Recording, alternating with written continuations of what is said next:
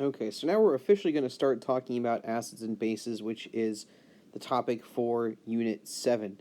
So we're going to start with an introduction, which is just going to include some basic information and some characteristics of both acids and bases.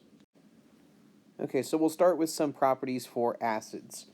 Acids have a sour taste to them. Very famously, right? Citric acids or citrus fruits have a sour taste. They are good conductors of electricity. They turn blue litmus paper to red. So if you haven't seen litmus paper before, it's a paper with a dye in it. There's red and blue paper. It turns the blue paper red. Acids turn the blue paper red. Acids react with metals and metal carbonates. So for instance here, this is zinc reacting with hydrochloric acid, HCl, and you end up getting out of that, in this case, zinc chloride, which is aqueous, and hydrogen gas, okay? It can also react with carbonates.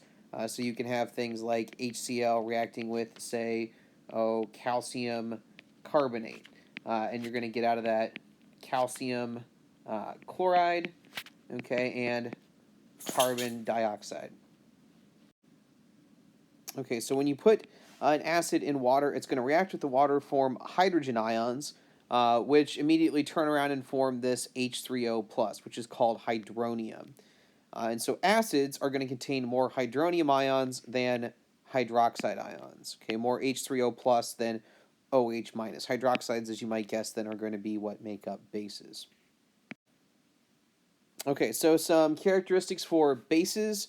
Bases taste bitter. Not a lot of foods with bases in them. Most people don't like bitter tastes. They feel slippery if they get on your skin. Basically what it does is it reacts with the phospholipids in your cell membrane to slowly turn those into a soap. So if you get this on your skin, it'll feel slick, right? And you have to wash that off. These are also good conductors of electricity. So acids and bases are both good conductors. Bases will turn red litmus paper blue. And so how I always remember it is that which one is which is bases turn blue. Okay, so if you're asked about which paper turns which color, bases turn blue, and that means that acids must turn red. Okay. Bases are going to react with water to form hydroxide ions in basic solutions, so oppositely of acids, have more hydroxide in solution than hydronium.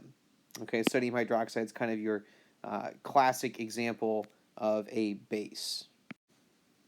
Okay, so we talked about the characteristics of acids and bases. Let's talk about water for a moment. Water has a special ability where it can ionize, meaning turn into ions. So let's say you have two water molecules. Water can break apart into ions. You got two water molecules. What can happen is that every once in a while, a hydrogen from one water molecule can break off and attach to an oxygen of another water molecule. And when this hydrogen breaks off and goes over here, this water would turn into hydronium. It's gained a positive charge in a hydrogen. And this one that's lost a single hydrogen now forms a hydroxide ion. And so you can get hydronium and hydroxide in water in small concentrations, very small concentrations, happening. All right, and this is happening all the time. Any glass of water, pure water, tap water, whatever, water will self-ionize into these two things. Okay, it's about 1 in every 10 million water molecules at any given moment is doing this. But as it turns into these two things, it can also immediately turn back into two water molecules. Okay. If you have equal amounts of hydronium and hydroxide, you have a neutral solution. It's not acidic or basic. All right. Distilled water has equal concentrations of hydronium and hydroxide.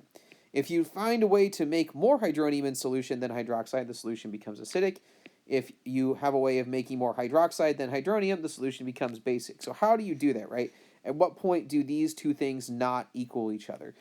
So how do you make that happen? Well, you put some sort of solute into the water that affects these concentrations. It's either going to increase hydronium or increase hydroxide. So it's about a solute. It's about dissolving something into a solvent, in this case, water.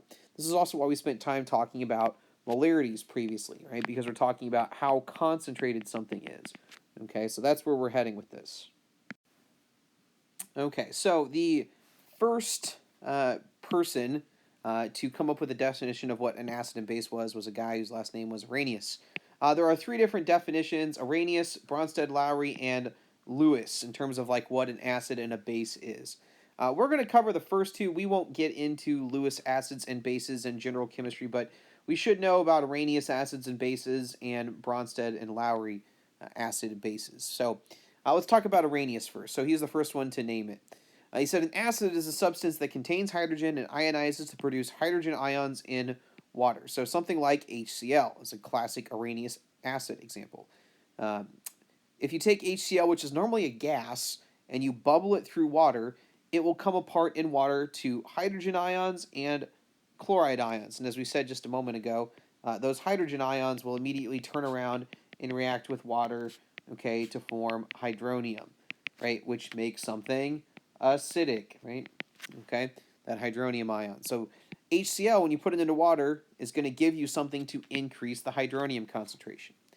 An Arrhenius base is a substance that contains hydroxide as a group, okay, and dissociates to produce a hydroxide ion in water. So sodium hydroxide, right, it's got the OH in it. You put it into water, it is soluble, right, because the 1A metals are always soluble. We get sodium ions and hydroxide ions. This is going to increase the hydroxide concentration, right, which makes something basic. Now, Arrhenius was the first definition here, and they were good enough to get us a start as to what's an acid and what's a base. However, there were some issues here, namely that there were some things that were bases that weren't explainable by his definition here.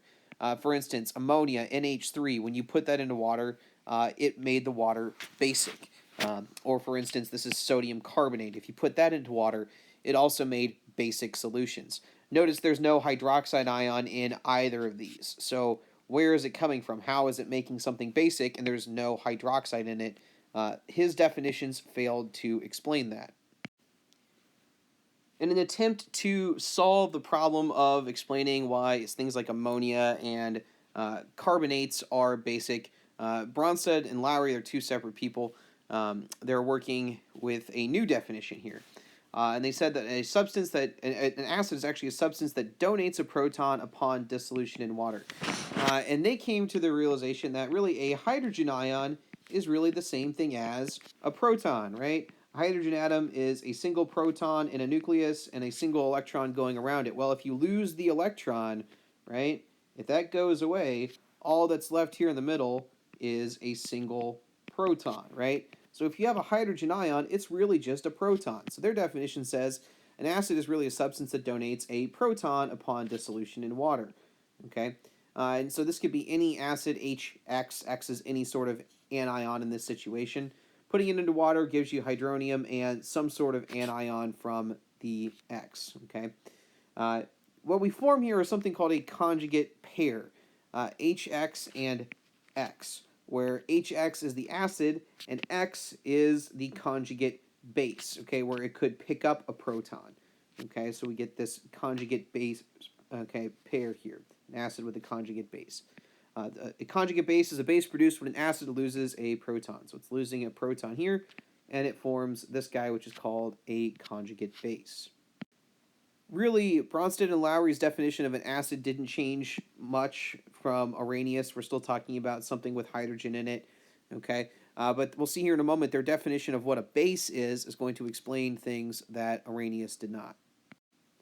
So a Bronsted-Lowry base, then, if an acid is a substance that donates a proton, a Bronsted-Lowry base is a substance that accepts a proton, that takes a proton, okay? And let's look at ammonia as an example, okay? We said a minute ago, right, this was a base, but it didn't really have hydroxide in it, so Arrhenius couldn't explain why it was behaving as a base.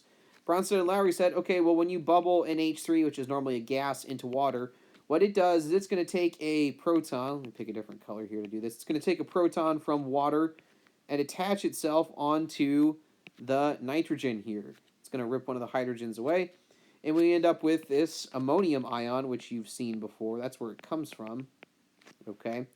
And if you take away one hydrogen away from H2O, you're left with a hydroxide ion, right? And this is what, in fact, makes something basic. And it explains how something like ammonia, which has no hydroxide in it, was able to make hydroxide ions when it was put into water. right? Because it's pulling a hydrogen away from H2O. In this case, the ammonia is a base, and here the NH4 is a conjugate acid. Okay, it's the acid made, okay, when the base accepts a proton from water. That'll do it for the first section here on definitions of what an acid and base are. Make sure you're clear on the characteristics of them and the difference between Arrhenius and Bronsted-Lowry.